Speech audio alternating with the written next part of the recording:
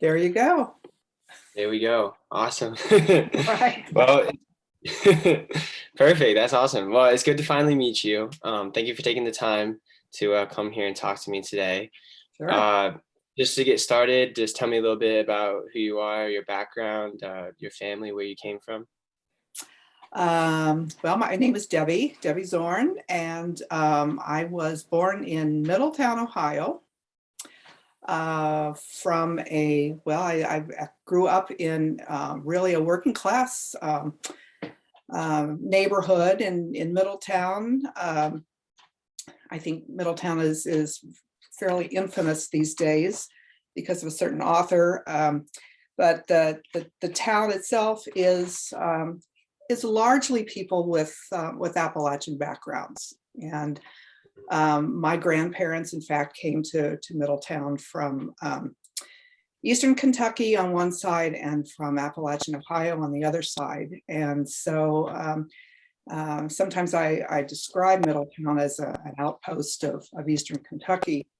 I can't say that I grew up with any kind of awareness of being, quote, Appalachian. And in fact, I'm third generation, but I was certainly part of sort of that cultural milieu in my early growing up days. So went to Middletown High School, went away to college. I was very fortunate to be able to be the first of my family to go to college at Indiana University. And then when I finished college, came to Cincinnati, got married. I worked as a teacher for a while, and then went on to the University of Cincinnati, where I served in various roles. Probably the last half of my career, I was an administrator and taught some at the university. I spent a total of 40 years there, so a long time. Wow. Yeah. So is that enough, or what else would you like to know? Yeah, no, that's awesome. So you said that you were still involved in the whole Appalachian culture with your grandparents coming from Appalachian, Ohio, and Virginia. And so were there any like specific traditions that you remember growing up, or any traditions that your grandparents had that they told you about?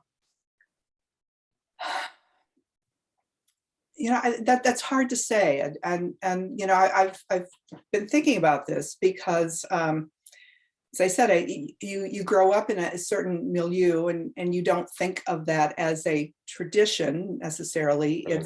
It's the sort of the water the water that you're swimming in. Mhm.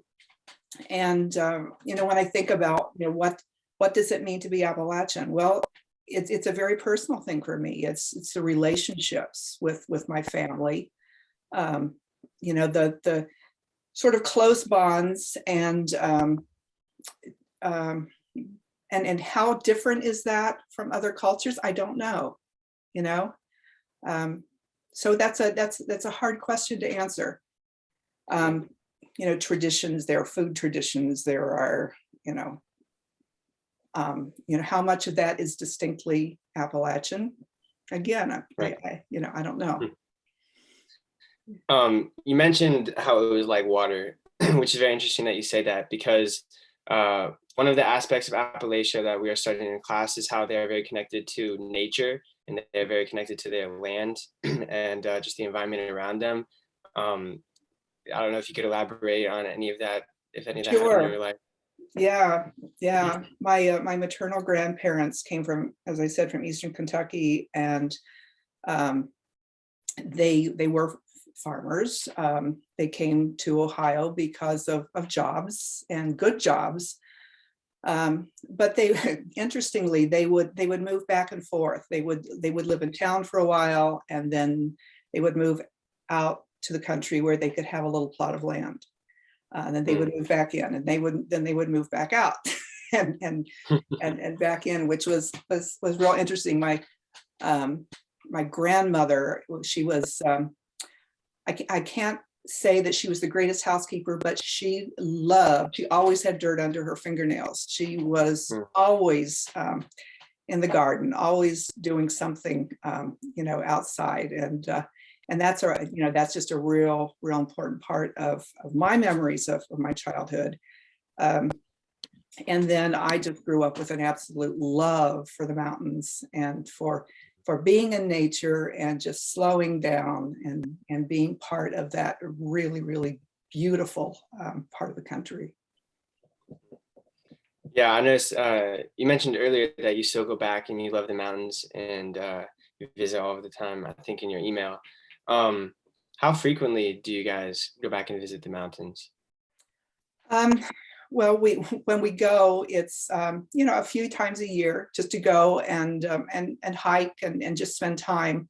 I have a cousin who lives in North Carolina, so we do visit there. Mm. Um, Really no other relatives anymore that that family that we can say that we go to visit, but just a few times a year to just spend time and do some hiking Yeah, and enjoy.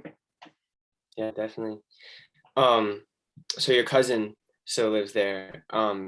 Would you say that to you, like being Appalachian in that community is more of a physical place or a people? Hmm. Um, hmm. She did not stay there. She was actually moved there. And she lives in Asheville, which I think is, it's a fairly urban environment. So, is it a physical place? For me, it's a physical place. Yeah. Yeah, definitely.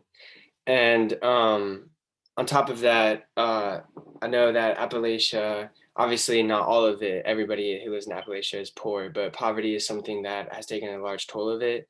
Mhm. And how did that affect, maybe not necessarily your upbringing firsthand, but maybe generations before you? Yeah, it certainly did. My grandparents left because of the conditions after World War I. My grandfather knew that the only real job other than farming that he could really aspire to was working in the mines, and he just didn't want to do that. So they definitely left for a better life, and little by little, every last one of their immediate families ended up in Ohio. Okay. One at a time would come and basically sleep on the floor with them, and then Mm. get established and start their own household.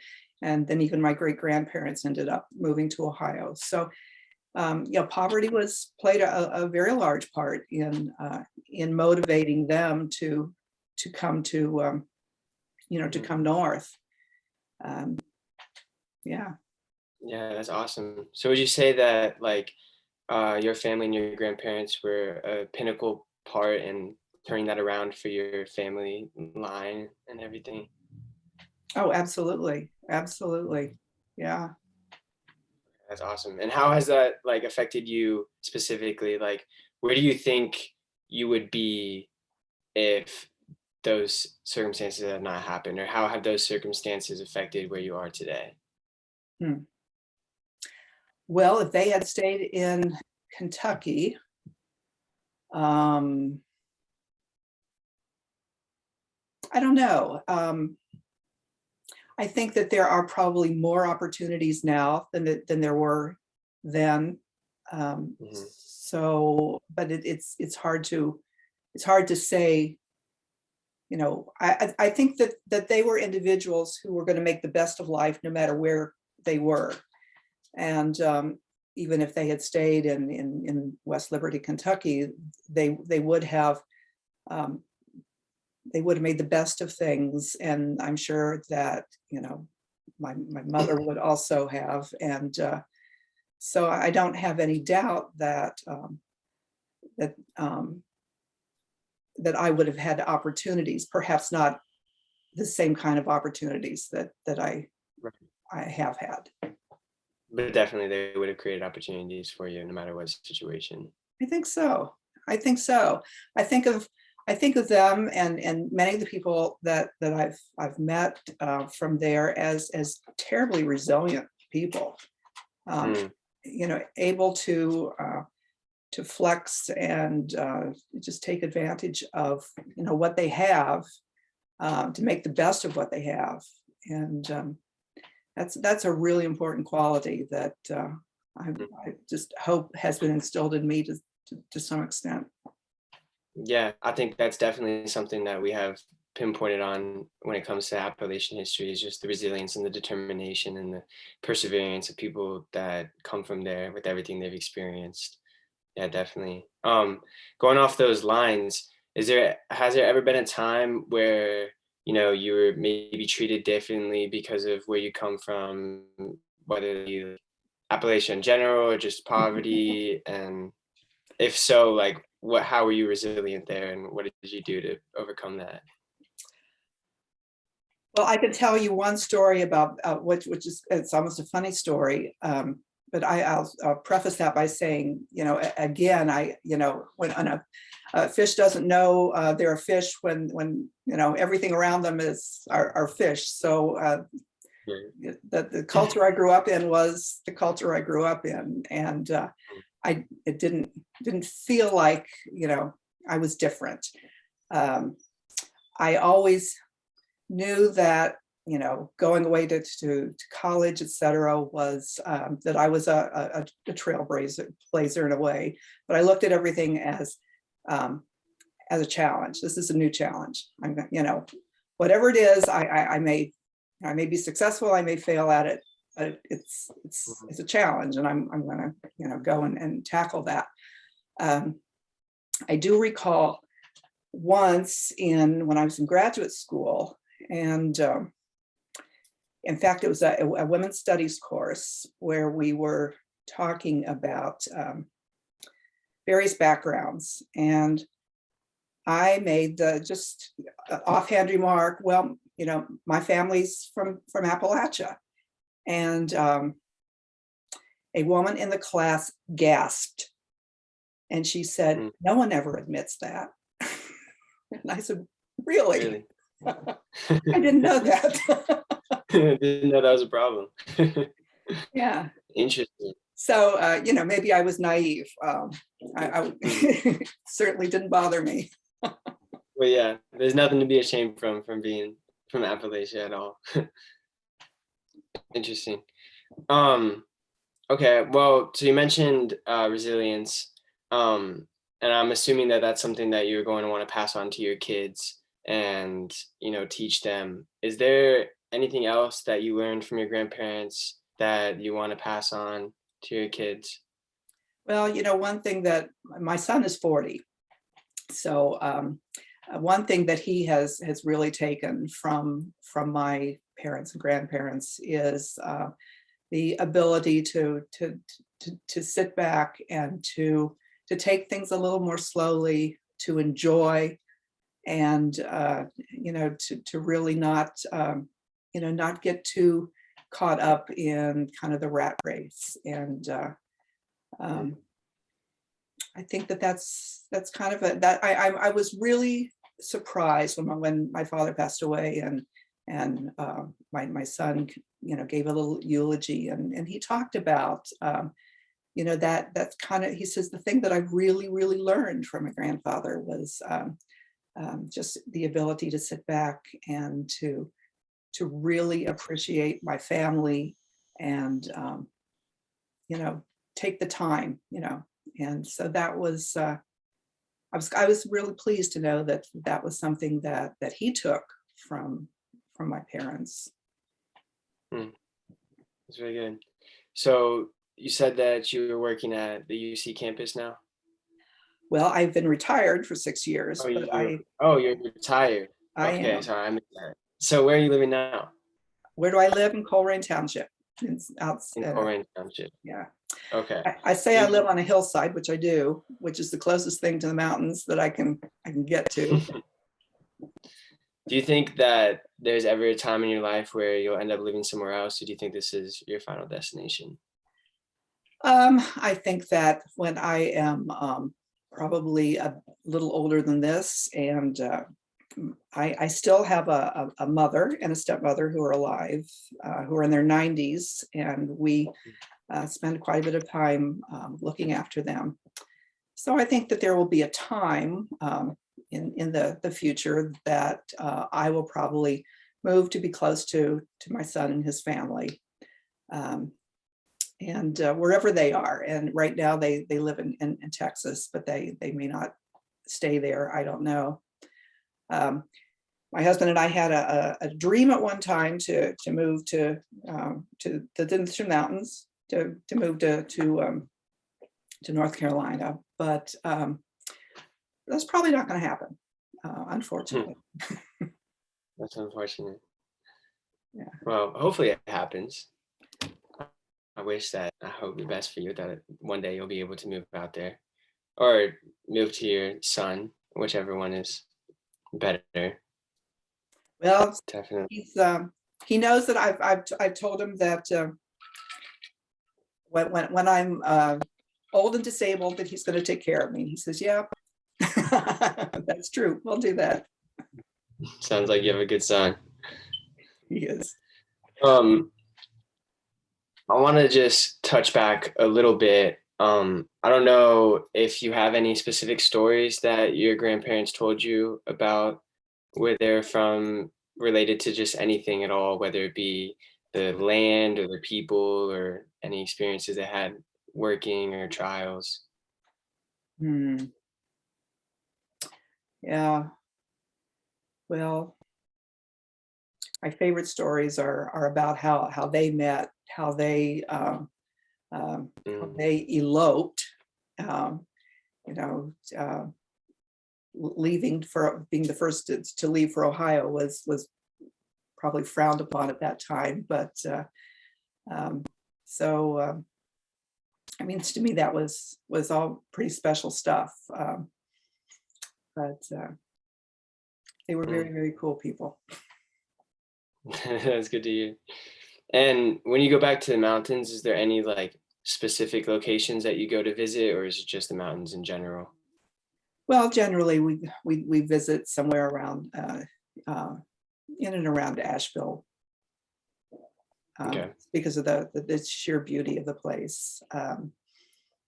The town where my family came from was West Liberty, Kentucky, and so I haven't been back for quite a while since the last family member passed on. So, but that's also a very pretty place. Okay. And you said your grandparents were farmers, if I'm not mistaken. Well, Um, grandparents. Mhm. or yes, and then they moved to Ohio. When they moved to Ohio, did they continue being farmers, or did they pursue something different? My grandfather went to work in a factory. He Okay. um, and he came up to work at Armco Steel, which is now what, AK, or maybe something, maybe it's a new name now. Um, he didn't stay there. He went on to a paper mill where he worked, but continued. They always had some little plot of land where they continued to grow vegetables, flowers, whatever. And but no, he didn't work. He didn't actively. They didn't actively work as farmers um, in Ohio, just for their own, just for the families, Right. provision. Yeah, But that was probably definitely not something that they could have done if they had stayed where they were at, I'm assuming. could not have what the Like, factory work. right, Yeah, that wasn't available. Sure. right. Okay. Well, I'm glad that he found an option. He was able to, get ahead of that curve and get out from all of that poverty. And, those coal mines are just terrible. How the people are just forcing them not to have an education so that they'll have workers for their coal mines. It's a different time. Um, Another big thing that was going on during that time that we learned recently was the perspective of women in Appalachia. Hmm. So I'm not sure. I mean, I'm going to give you a chance to share what this means to you personally. But something that we had learned was that women were actually seen, at least back, in like the 1800s, lower on the social, or early 1900s. They were seen lower on the social ladder than the Native Americans that were. Um, Hmm. so I don't know if you or your mom or your grandma like have any experiences with that, Hmm. being treated lower. Not that I can relate, and I don't know how different that was from the status of women in other parts of the country, and perhaps you do know some things about that. I mean, women definitely were expected to stay close to home, to do household chores, those kinds of things. But I don't know if that is specifically an Appalachian kind of thing. Hmm. Um, so I mean, yeah, I know. that's Yeah. interesting that you're relating that women were looked at as less than let's say Native Americans or Hmm. others. I mean, I only bring that up because we just had to write an essay on it actually like a week ago. So Mhm. that's why I wrote my essay on. But Ah, yeah, yeah. I mean, obviously in the past, women were treated very differently than they are today, and obviously that we're still fighting some of those battles. Um, but yeah, one thing I did learn was that especially in Appalachia, they were seen as lower, like the lowest rung. So I didn't know if maybe you had any personal stories related to that, but there you go, learn something new. sorry, I don't. No, you're okay. I mean, is there anything else that you would like to share about your, just anything in general, your family, your traditions, your culture? Um, no, I don't think so. I don't think so. Okay, well, do you have any questions for me? Um, just I'm curious about your studies and what are you doing?